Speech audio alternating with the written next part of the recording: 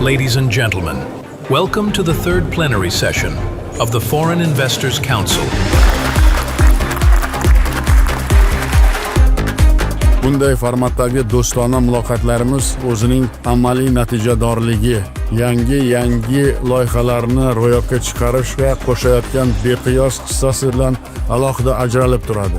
The EBRD sees this council Yevropa tiklanish va taraqqiyot banki uchun ushbu kengash O'zbekistonni investorlar uchun jozibador mamlakat sifatida tanitishda markaziy o'rin tutadi. We are looking ahead to working further with Uzbekistan and you can count on our support. Biz O'zbekiston bilan yanada yaqin hamkorlik qilishga tayyormiz va ushbu yo'l xaritasini amalga oshirishda yordam berishga tayyormiz. Our sincere appreciation for the opportunity to participate in this vital investor forum. O'zbekiston tomonidan investitsiya muhitini yaxshilash va rivojlantirish borasida olib borilayotgan qat'iy va tizimli islohotlar uchun chuqur minnatdorlik bildiramiz. It's a great honor to speak before you.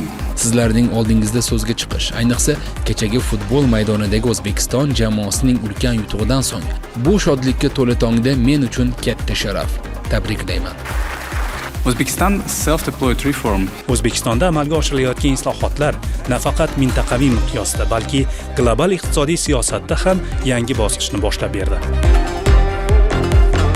Sizlarni yurtimizga shunchaki sarmoya kirishga emas, balki muvaffaqiyatli biznes tariximizni shakllantirishga da'vat etaman.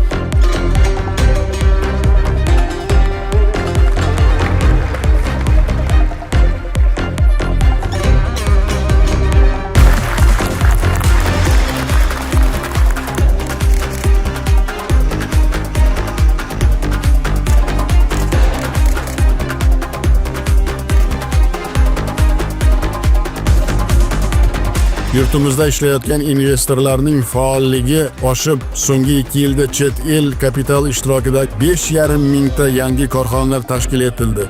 Ularning umumiy soni 16 mingtaga yetdi. Buni xorijiy investorlarning islohotlarimizga bo'lgan yuksak ishonchi, ochiqlik siyosatimizning yaqqol misoli deb bilaman.